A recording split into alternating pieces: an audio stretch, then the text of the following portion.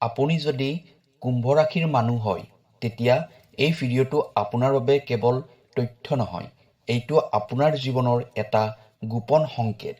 2026 চন এইটো সাধাৰণ বছৰ নহয়, এইটো সেই বছৰ য'ত 12 বছৰৰ পাছত এবাৰ হোৱা গ্ৰহ স্থিতিয়ে আপোনাৰ ভাগ্যৰ দুৱাৰ খুলি দিব পাৰে। কিন্তু সাৱধান, এই সুযোগ 90% মানুহে চিনাক্ত কৰিব নোৱাৰে, কাৰণ সৌভাগ্য আহে মনে মনে, আৰু যিয়ে সজাগ হৈ নাথাকে তেওঁৰ হাতৰ পৰা সুযোগ হেৰাই যায়। 2026 চনৰ আৰম্ভণিৰ পৰা বৃহস্পতি গ্ৰহ আপোনাৰ লাভ স্থানত প্ৰৱেশ কৰিছে। এইটোৱে কি বুজায় জানেনে? বন্ধ হৈ থকা কাম হঠাৎ গতি ল'ব পাৰে। বহুদিনে অপেক্ষা কৰা ধনৰ পথ মুকলি হ'ব পাৰে। নতুন সংযোগে আপোনাৰ জীৱন সলনি কৰিব পাৰে।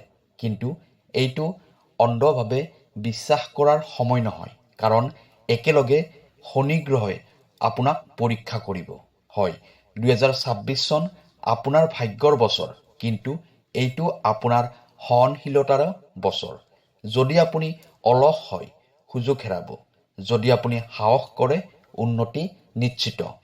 যোৱা কেইবছৰত আপুনি হয়তো বহুত কষ্ট পাইছে, মানসিক চাপ, অৰ্থনৈতিক সমস্যা, বিশ্বাসঘাতকতা, কিন্তু গ্ৰহস্থিতিয়ে দেখুৱাইছে এইটো আছিল আপোনাৰ প্ৰস্তুতিৰ সময়। প্ৰিয় দৰ্শক, যদি আপোনাৰ ব্যক্তিগতভাৱে যিকোনো সমস্যা হৈ আছে, তেনেহ'লে ভিডিঅ'ৰ স্ক্ৰীণত দিয়া নাম্বাৰত আমাক যোগাযোগ কৰিব। আমি আপোনাৰ সমস্যাসমূহ সমাধান কৰিবলৈ চেষ্টা কৰিম। ভিডিঅ'টো শ্বেয়াৰ কৰি দিব আৰু কমেণ্টত লিখিব জয় মা লক্ষ্মী।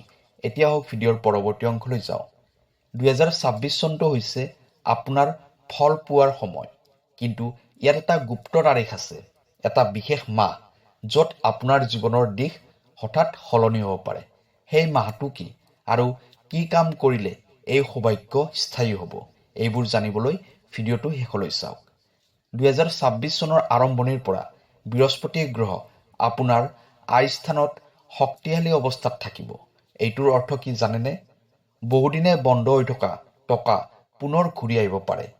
কিছুমান মানুহৰ বাবে আচৰিত বোনাছ বা ইনক্ৰিমেণ্ট আহিব। বিদেশী যোগাযোগৰ পৰা ধনৰ পথ মুকলি হ'ব। অনলাইন বা ডিজিটেল কামত উন্নতি হ'ব। কিন্তু এই লাভ সহজে নাহে, কাৰণ একেলগে শনি গ্ৰহ আপোনাৰ কৰ্মস্থানত চাপ দিব। শনিৰ এই চাপ মানে কি? অধিক পৰিশ্ৰম কৰিব লাগিব, দায়িত্ব বৃদ্ধি পাব, সিদ্ধান্ত লোৱাৰ পৰীক্ষা। যিসকলে এলাহ ভাৱ এৰি কামত মন দিব, তেওঁলোকৰ বাবে 2026 চন হৈছে প্ৰমোচনৰ বছৰ। যিসকলে সুযোগ পায়ো ভয় কৰে, তেওঁলোকৰ বাবে এই বছৰ সাধাৰণ হৈ থাকিব। বিশেষকৈ মাৰ্চ মাহৰ পৰা জুলাইৰ ভিতৰত ধনৰ ডাঙৰ গতি দেখা যাব পাৰে। জুলাই মাহত আচৰিত লাভ সম্ভাৱনা, কিন্তু আগষ্টত অপ্ৰয়োজনীয় খৰচ বৃদ্ধি হ'ব পাৰে। সাৱধান নহ'লে লাভ কমি যাব। যোৱা কেইবছৰত আপুনি হয়তো ধনৰ ক্ষেত্ৰত স্থিৰতা পোৱা নাছিল, কিন্তু 2026 চনত ধনৰ দিশ লাহে লাহে সলনি হ'বলৈ আৰম্ভ কৰিব। এইটো হঠাৎ ধনী হোৱা বছৰ নহয়, এইটো স্থায়ী ভিত্তি গঢ়াৰ বছৰ। কিন্তু ইয়াতো এটা গুপ্ত বিপদ আছে। 2026ৰ মাজভাগত ৰাহু আপোনাৰ সিদ্ধান্ত ক্ষমতাক বিভ্ৰান্ত কৰিব পাৰে। এই সময়ত ভুল সিদ্ধান্ত ল'লে ক্ষতি হ'ব পাৰে। এতিয়া আপোনাক জনাম আপুনি কোন মাহত সাৱধান থাকিব লাগিব, কোনটো দিনত গুৰুত্বপূৰ্ণ সিদ্ধান্ত ল'ব লাগিব, আৰু বিবাহিত জীৱনত কি আচৰিত সলনি আহিব। ধনৰ কথা ক'লোঁ, কৰ্মৰ কথা ক'লোঁ, কিন্তু 2026 চনত আপোনাৰ জীৱনৰ আটাইতকৈ ডাঙৰ সলনি হ'ব পাৰে সম্পৰ্কত। কাৰণ 2026 চনৰ মাজভাগত ৰাহু গ্ৰহই আপোনাৰ সম্পৰ্ক স্থান সক্ৰিয় কৰিব।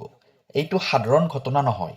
ৰাহু যেতিয়া সম্পৰ্ক স্থানত শক্তিশালী হয়, তেতিয়া জীৱনত আচৰিত মানুহৰ প্ৰৱেশ হয়। অবিবাহিত সকলৰ বাবে আচৰিত প্ৰেম প্ৰস্তাৱ আহিব। বহুদিনে বন্ধ হৈ থকা কথা পুনৰ আৰম্ভ হ'ব।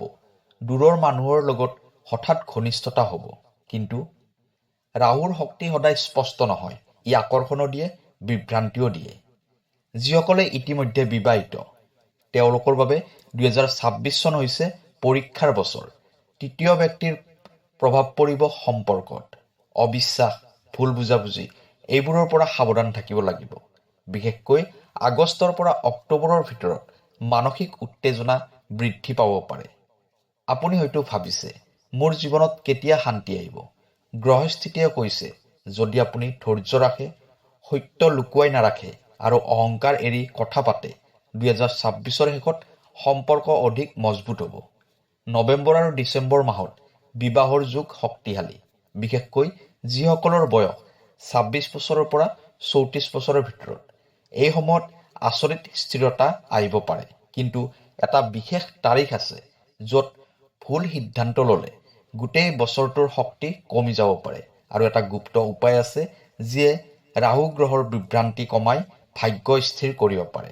এতিয়া শুনক 2026 চনৰ আটাইতকৈ গুৰুত্বপূৰ্ণ সংকেত। 2026ৰ জুলাই মাহৰ দ্বিতীয় সপ্তাহৰ পৰা বৃহস্পতি গ্ৰহ আপোনাৰ ভাগ্য স্থানত পূৰ্ণ দৃষ্টি দিব। এই সময়ত ডাঙৰ সিদ্ধান্ত ল'ব পাৰিব, নতুন কাম আৰম্ভ কৰিব পাৰিব। কিন্তু আগষ্ট মাহত ৰাহু গ্ৰহই আপোনাক বিভ্ৰান্ত কৰিব পাৰে। এই সময়ত কাৰোবাৰ মিঠা কথাত বিশ্বাস নকৰিব। বিবাহ বা সম্পৰ্কৰ ক্ষেত্ৰত গোপন কথা লুকুৱাব নালাগে। নৱেম্বৰ মাহ, এইটো আপোনাৰ বাবে শক্তিশালী পুনৰাৰম্ভৰ সময়। যি কাম মাৰ্চ মাহত আৰম্ভ কৰিছিল তাৰ ফলাফল এই সময়ত দেখা যাব পাৰে, বিশেষকৈ যিসকলে বহুদিনৰ পৰা ধনৰ স্থিৰতা বিচাৰিছে। এই সময়ত আচৰিত গতি দেখা যাব। যোৱা কেইবছৰত আপুনি যি সহিছে সেইটো বৃথা নহয়। গ্ৰহস্থিতি কৈছে 2026 চন হৈছে আপোনাৰ ভিত্তি মজবুত কৰাৰ বছৰ। হঠাৎ ধনী নহয়, কিন্তু স্থায়ী উন্নতি নিশ্চিত। যদি আপুনি এই সৌভাগ্য স্থায়ী কৰিব বিচাৰে, তেনেহ'লে বৃহস্পতিবাৰে হালধীয়া বস্তু দান কৰিব। শনিবাৰে গৰীব মানুহক ক'লা তিল বা মিঠাতেল দান কৰিব। ৰাতিপুৱা সূৰ্যোদয়ৰ সময়ত 7 বাৰ সূৰ্য নমস্কাৰ কৰিব। ঘৰৰ পৰা অপ্ৰয়োজনীয় ভুৱা বস্তু আঁতৰাই ৰাখিব। এইবোৰ কৰিলে শনি গ্ৰহৰ চাপ কমিব আৰু বৃহস্পতি গ্ৰহৰ কৃপা বৃদ্ধি পাব। আপুনি যদি কুম্ভ ৰাশিৰ হয়, কমেণ্টত লিখক 2026 মোৰ বছৰ। এই ভিডিঅ'টো শ্বেয়াৰ কৰক, কাৰণ এই তথ্য সকলোৱে নাজানে। আৰু আমাৰ চেনেলটো ছাবস্ক্ৰাইব কৰি ৰাখক, কাৰণ আগন্তুক ভিডিঅ'ত মই ক'ম 2026 চনত কোন ৰাশিৰ ভাগ্য আটাইতকৈ শক্তিশালী। কাইলৈ আকৌ লগ পাম। ধন্যবাদ।